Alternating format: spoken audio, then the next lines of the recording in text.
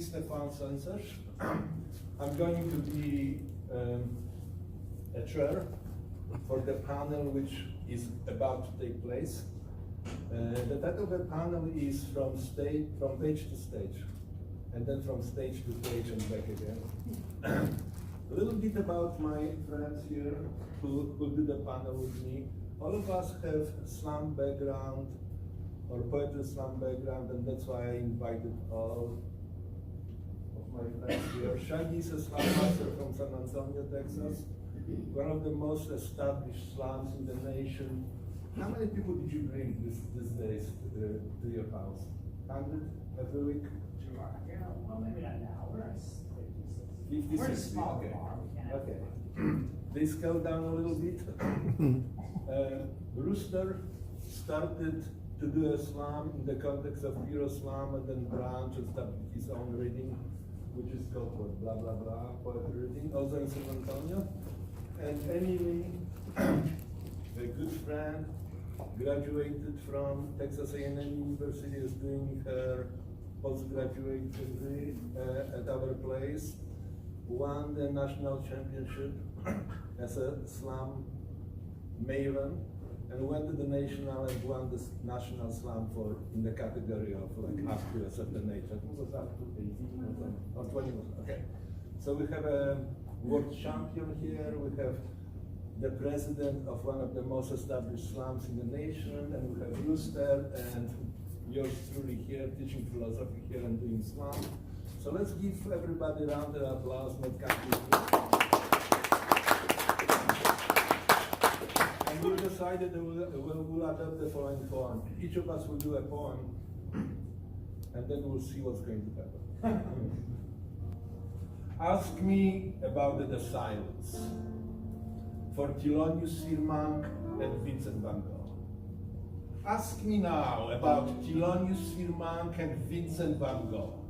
Their walk along the Hudson River, or was it their own? I am not sure where they hang out these days. Maybe at the Sidewalk Cafe, the Place du Forum in R, or at the Five Spot Cafe in New Amsterdam, listening to blues. Thelonious in a pinstripe suit, a flask of bourbon in his pocket, wearing one of his funny hats. Perhaps Rogatywka he got while touring Poland, and a diamond ring that would scratch the keys of the piano. Vincent, in a green coat, buttoned up, takes a puff from a pipe, a sip of absinthe. His ear covered by a bandage, a furry hat on his head.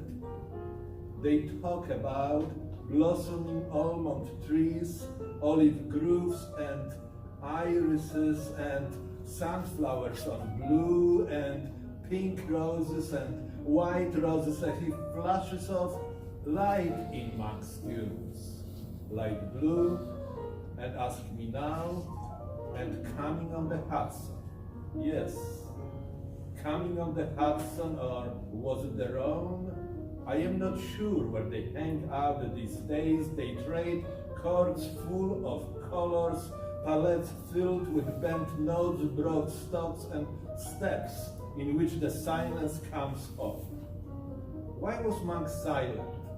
For 6 years he had not touched the piano, no music at all, at least none we could hear. Doctors say he was ill and burned out.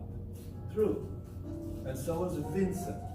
But the illness does not shed light on what they really heard, saw, and carried from the previous lives, perhaps from the hills of Arles, along the path with willows and cypresses, to a yellow house, a bedroom with pale violet walls, a green window, a night table, a water carafe, a vase, a bed covered with light greenish citron sheets, and something red, and 2 chairs almost collapsed under the heavy burden of shades, and yet standing firm and not falling. Ask me about Monk's dream, in which on a starry night Vincent is painting round lights.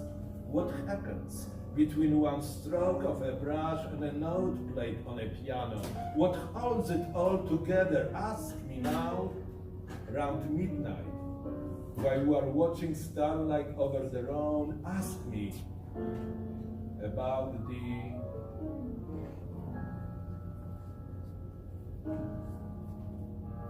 Jason, I go by Shaggy from Slam. I've been running it. I do want to say we started in 1999. Stefan actually came up on a Tuesday night, checked us out. And within months, he was starting his own slam here in Corpus. He invited us all the time. He got us features here at the university. He supported us as poets in San Antonio. We've been coming down and supporting him. And so it's been awesome to come back and help him out here. Emily would come up to San Antonio, and she was part of our scene for years and years. So it's been awesome. We've had this awesome relationship. I'm also a kindergarten teacher. I spent today in school in the forest, so that's why I got mud all over my clothes. So I normally don't have mud all over my clothes. Since this is a page to stage panel, I'm going to do this poem because I've only ever written poems for the slam stage. I've never written a poem for paper and then said later I'm going to do this on the stage. Everything I've ever written has been specifically designed to get in front of people and perform. This piece especially.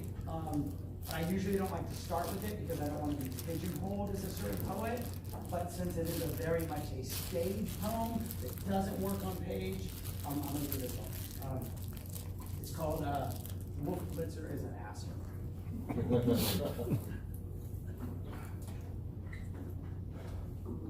I heard some disturbing news on CNN the other day. It seems that the University of Berkeley recently proved something that many of us have feared for years, that marijuana smoke causes short-term memory loss. Now, I'm not one of those smoke 2 joints before I smoke 2 joints before I smoke 2 joints kind of guys, but thanks to a rare medical condition involving a lack of self-control, I must smoke marijuana surprisingly often. So I was shocked one day when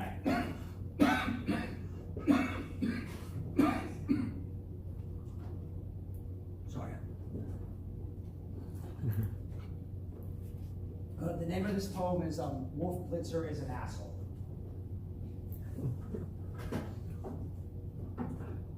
I heard some disturbing news on CNN the other day. It seems that the University of Berkeley recently proved something that many of us have feared for years, that marijuana smoke causes short-term memory loss. Now, I'm not one of those smoke 2 joints before I smoke 2 joints before I smoke 2 joints kind of guys, but thanks to a rare medical condition involving a lack of self-control, I must smoke marijuana surprisingly often. So I was shocked one day when I turned on the TV, and there, on the CNN news crawl, it said that the University of Berkeley recently proved something that many of us have feared for years, that marijuana smoke causes short-term memory loss. When I heard this, I decided to call a friend of mine, who shall remain nameless, to see if he had had memory problems from smoking weed because of his rare medical condition.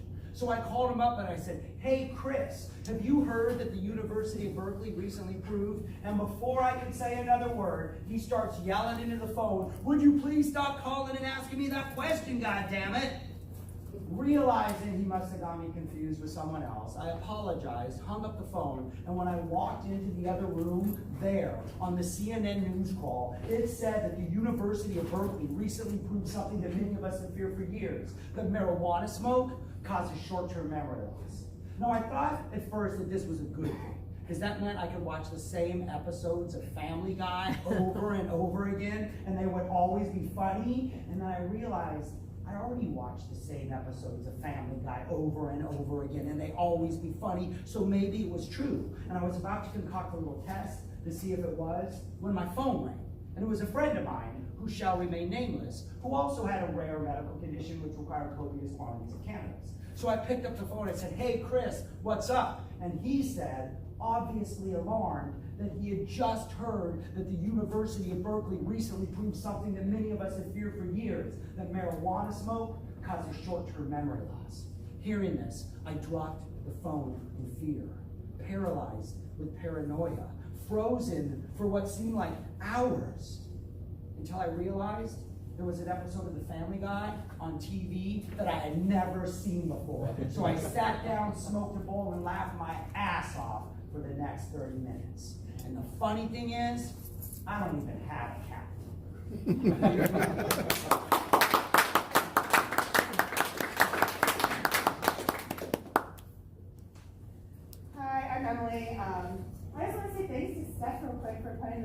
together. I'm very excited. I don't get out anymore. I'm a grad student here, so it's like critical infrastructure protection or bust. So it's nice to be able to come and do some creative things. I got into SLAM. I was one of Seth's students as an undergraduate, and came to his SLAM, and then he said, hey, let's go to San Antonio, and then I was hooked, and was on 2 teams, I think. Yeah. We're coming back to Slammiversary in May, and I'm very excited. So, yeah, so there's a poem that doesn't have a title, and one joke I'm not going to get into. Anyway, you shoot down the moon with rocks and a slingshot, you strum up with coincidence, and then we hang it. As the missing buckle in Orion's belt, in hopes it will hold your universe together by the seat of its pants, because come morning, you've turned nebulas into bounty hunters, seeking the return of stolen stardust you insisted on drinking in yesterday's coffee cup. When you live like you know, the center of every solar system is taking aim at you like a searchlight, sending salvation through space-time to rescue you alone from this sea of slow-motion catastrophes and preordained disasters you can afford to spend Monday mornings drinking 40s you've filled up from the fountain of youth and inhaling clouds through your nose just to know the second day of creation feels like coursing through your veins. You're an ice sculpture. The magnitude of your mystery multiplied by the interval of your impermanence. You are beautiful because you are temporary. And the only reason you glisten, very slowly, you are melting. Slowly melting like coastlines, washed away by gravity's persistence, but like underwater Everest, slowly ground to sand. The honor is in remaining. And so with every wave that breaks, prayers to St. Jude dance to the surface on rhythms borrowed from the panicked exhalations of subterranean fault lines, and somewhere, the patron saint of the impossible smiles as you launch rocks into orbit. Thanks.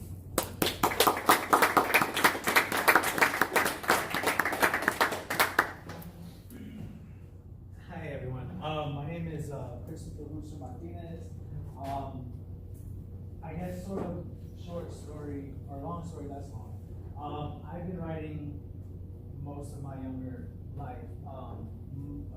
It's just kind of something that always felt natural to me, something that I always loved doing, whether it was diaries, whether it was songwriting, whether it was poems. But it wasn't until I was about 28 years old, and I kind of just happened to find about this place called Puro Slam in San Antonio, and walked into a bar on a random Tuesday night where everything was chaotic and loud and funny and hilarious and sexual and aggressive and political, that I kind of immediately knew, like, I want to do that for the rest of my life. And I also sort of found my tribe. I found other writers who were a lot like me.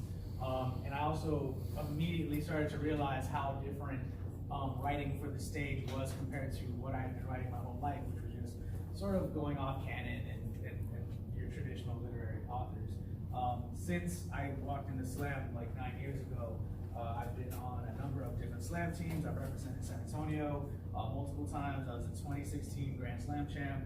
I started meeting a number of other poets, started an open mic series called the Blah Blah Blah Poetry Spot, where we kind of introduced new poets onto the stage without the points and all the heckling and things like that, to kind of get them into that vibe of sharing more openly in front of large crowds.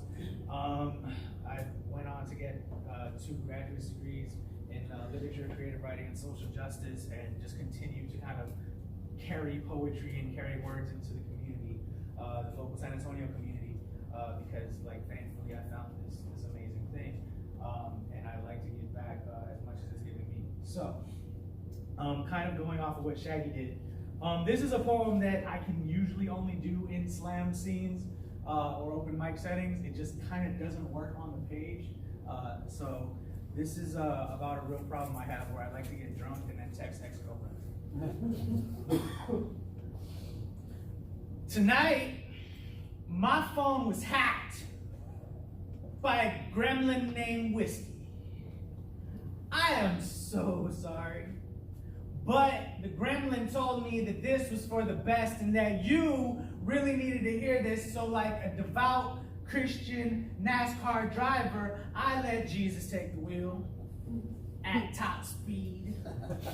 Tonight, I'm devil may care, spirits in my cup. Tonight, I'm like yoga pants. I don't give a fuck how the world sees me. This is me, and at one point you loved this. Truly, I wish I could have texted something more clever like Adele lyrics or whatever. But this text is a gravestone of things I need off my chest. Are you even awake right now?